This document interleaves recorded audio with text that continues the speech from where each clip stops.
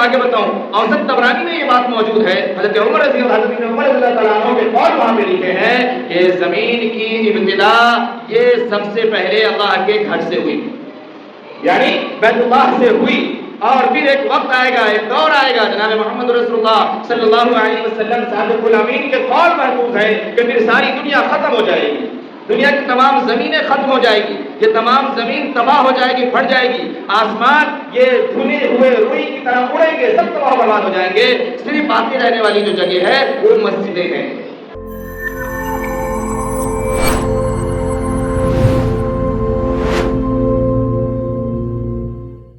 یہ مسجدیں صرف باقی رہیں گی، مسجد کے علاوہ جو بھی زمین ہے وہ باقی نہیں رہے گی، اور پھر یہ بھی بات موجود ہے کہ تمام مسجدوں کی جو زمین ہے یہ ایک ساتھ آپس میں مل جائے گی، ضم ہو جائے گی، اور پھر یہ تمام چیزیں مل کر کے یہ جو اللہ کی سب سے پہلا گھر ہے بیت اللہ، اس بیت اللہ کے ساتھ یہ تمام مسجدوں کی زمین جا کے جڑ جائے گی، اور آخری بات یہ موجود ہے کہ پھر یہ زمین تمام زمین بیت اللہ کے ساتھ جڑ کر کے پھر یہ تمام زمین جنت میں چلی جائے گی، یہ بات موجود ہے۔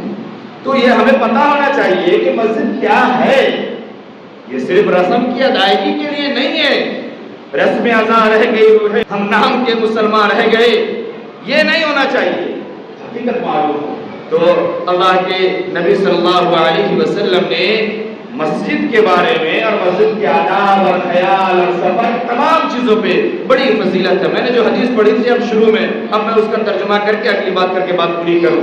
آیت پڑھی تھی میں نے، پہلے گھر کو اللہ نے مسجد کو بنایا، یہ اللہ کا محبوب گھر ہے، یہ آخرت کے بازار ہیں، یہ جنت کے باغات ہیں، یہ سب بات آپ کے ذہن میں آ رہی ہے، میں ایک جملے میں کہہ رہا ہوں، آگے بات اللہ نے فرمایا، اللہ کے نبی صلی اللہ علیہ وسلم نے فرمایا، بخاری شریف کے اندر یہ حدیث موجود ہے، میں نام بول دوں تاکہ لوگ بات سمجھیں، بخاری کا بخار زیادہ ہے، بخاری شریف میں یہ حدیث موجود ہے، من بنا مسجدا بنا اللہ له بیتا فی الجنہ، کہ جو شخص اللہ کے لیے مسجد بناتا ہے، اللہ کے گھر کو بناتا ہے، اللہ رب العزت جنت میں اس کے لیے گھر بناتے ہیں۔ من بنا مسجدا بنا اللہ له بیتا فی الجنہ، کہ جو دنیا میں مسجد بنائے اور وہ مسجد اللہ کے لیے بنائے، اللہ کا گھر بنائے، اس میں مقصد اللہ کی اطاعت و فرما برداری ہو، اللہ کی رضا و خوشنودی ہو، اللہ کے احکام کے، اللہ کے دین کی، اللہ کے فرائض کی اور اللہ کی باتوں کو اعلاء کلمت اللہ کو نافذ کرنا ہو، اس پر عمل کرنا ہو۔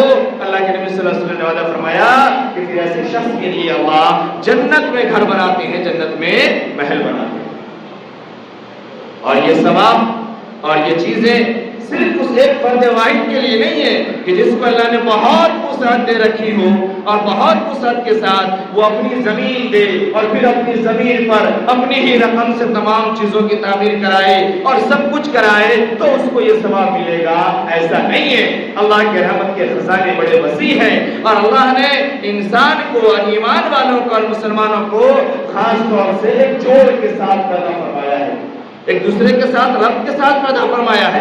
آپ نے حدیث سن رکھی ہے، صحابہ نے پوچھا اے اللہ کے رسول صلی اللہ علیہ وسلم، ہم میں سے سب کے پاس تو اتنی وسعت نہیں ہے کہ روزہ دار کو پیٹ بھر کے روزہ افطار کرائے، پھر ثواب کا کیا ہوگا؟ اللہ کے نبی صلی اللہ علیہ وسلم نے کیا فرمایا؟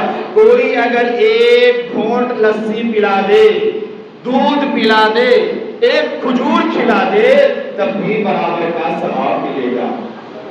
بات نہیں سمجھ میں آئی آپ کو؟ اللہ نے موقع دیا ہے، جہاں بھی اللہ کے گھر کا اور اللہ کے در کا آپ کو کام نظر آئے، آپ کو خدمت کا موقع ملے، آپ اس میں خرچ کیجئے۔ جنت میں گھر بنانے کا اللہ جب موقع دے تو گھر بنا لیجئے۔ میں نے بار بار کہا کہ آپ کے چھوڑے ہوئے ورثے سے اس بات کی امید نہیں ہے کہ اعلیٰ اولاد کچھ کیا کرے گی، اس لیے اللہ کے نبی نے وعدہ فرمایا، اور یہ موقع اگر آپ کو ملے تو اپنے ہاتھوں سے اپنے آخرت کے گھر اور جنت کے گھر کو تیار کر لینا چاہیے۔ بات آپ سمجھ رہے ہیں؟ اوپر کا کام شروع ہے، پچھلے ہفتے بھی اعلان کیا گیا، یہ آپ چھوٹی چھوٹی رقم سے بھی پوری کر سکتے ہیں اور یہ ثواب کو پا سکتے ہیں۔ آپ ملاقات کیجئے، ملیے جو ذمہ دار ہیں، جو کام کروا رہے ہیں، جو لوگ بھی ہیں، آپ ملاقات کر کے ضرورت پوچھئے کہ کیا ضرورت ہے، کیا چیزیں ابھی آنی ہے. آپ کو میں بتاؤں یہ باتیں کرنی پڑتی ہے. میں نے کہا نا کہ ٹانگ کھینچنا یہ بہت آسان ہے, برائی کرنا یہ بہت آسان ہے. کسی کی کر لو, امام کی کر لو, وزیر کی کر لو, متولی کی کر لو, خزانچی کی کر لو, کوئی کام کروانے والے کی کر لو, لیکن کام کو کرنا اور کروانا یہ بڑا مشکل ہے. ہماری جو قوم ہے نا یہ بالکل کیکڑے کی طرح ہے, کیکڑے کی طرح. امریکہ کے ایگزیبیشن میں ایک بار ہندوستان سے ایک مخلوق پیش کی گئی. سارے لوگوں نے اپنی اپنی جگہ کی چیزیں لا کے پردرشن میں دیا. یہاں والے جب پہنچے تو اس نے اتنا بڑا ڈمبل کھولا, ڈمبل کیا کہتے ہیں اس کو, کین کہہ لیجیے آپ, کین, اتنا بڑا سا ڈھکن کھولا اس کا, ڈرام کا ڈھکن کھولا تو پورا چیخو پکار مچ گیا ایک دم. کیا لے کر کے آئے, یہ کیا ہے, عجیب و غریب ایک دم. کہا تھوڑی دیر رک جائے آپ, اسی میں تمام چیزیں اور میرے تمام میسیجز سب اس میں موجود ہے. کہا وہ تھوڑی دیر کے بعد سب چڑھنا شروع کرے, اس سب ایک دوسرے کا ٹرنک پکڑ لے, پھر چلنا شروع کرے, سب ایک دوسرے کا ٹرنک پکڑ لے. ایک بھی باہر نہیں نکل پایا اور کسی کا کچھ نہیں کر پایا. ہماری قوم کا یہ حال ہے, آگے خود بڑھتی نہیں ہے اور کوئی اگر آگے بڑھ جائے دونوں ہاتھ سے اس کا پاؤں پکڑ لیتے, کیکڑے کی طرح. سمجھ میں آئی بات آپ کو؟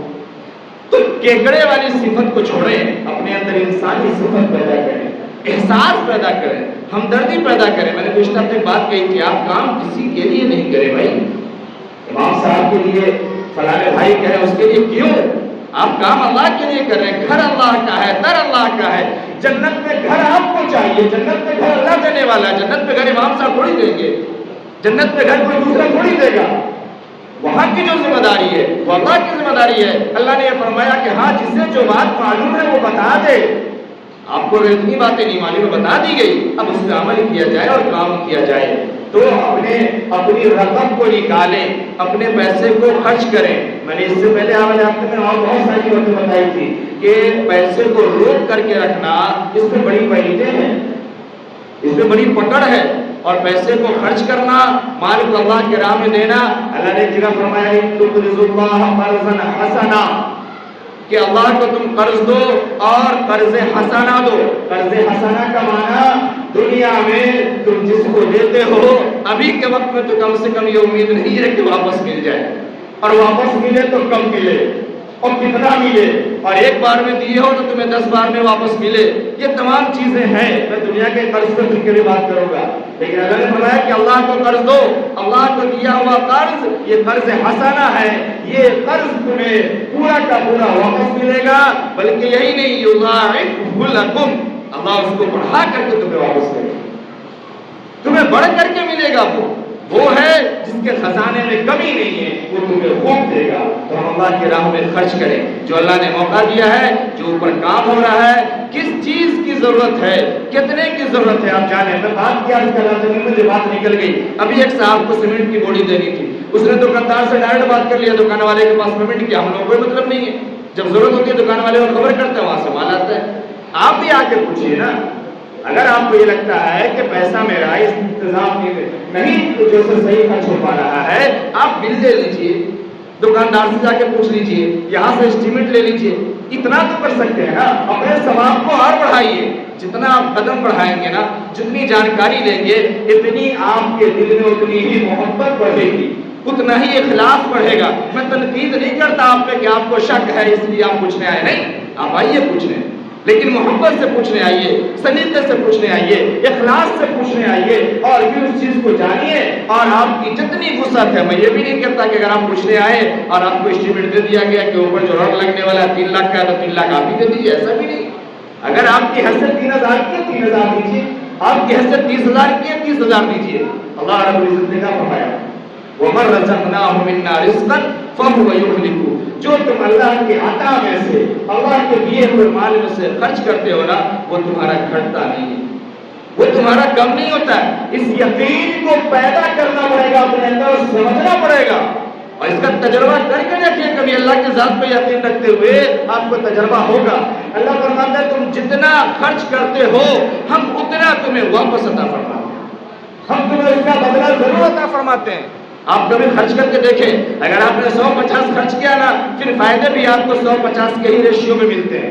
اور جب آپ نے 1000-2000 کے ریشیو میں اللہ کے راستے میں دل سے خرچ کرتے ہیں نا، پھر اللہ آپ کو اس کا بدل بھی 1000-2000 کے ہی ریشیو میں واپس دیتا ہے۔ اس چیز کو یقین کے ساتھ قبول کیجیے تو بات سمجھ میں آئے گی۔ تو میرے محترم بزرگ دوستوں، اوپر کا کام شروع ہے۔ میں پھر آپ تمام سے گزارش کر رہا ہوں، جن کو جو دبے ہاتھوں دینا ہے، جو یہاں گھومتے ہیں اس میں آپ دے دیں، اس کے علاوہ آپ آ کر کے ملاقات کریں، جو مسجد کے کام کرانے والے لوگ ہیں، ذمہ دار ہیں، یا اس کے علاوہ آپ چلتے پھرتے مؤذن صاحب کو دے دیں، یا جو لوگ بھی آپ کو لگے سما بھائی ہیں، بھائی جو بھی آپ کو جہاں تک، یعنی تو کسی ایک نماز میں آئیے، کئی سارے لوگوں سے ملاقات ہو جائے گی، اور پھر اسی وقت میں آپ دے دیجیے کہ یہ میری رقم ہے، بڑی رقم ہو چھوٹی رقم ہو کوئی بھی ہو، اللہ کے دربار میں دیا گیا، یاد رکھیے گا، اللہ کے دربار میں پیش کیا گیا آپ کے ہر عطیہ اور ہر رقم یہ چھوٹی ہے، یہ رکھیے،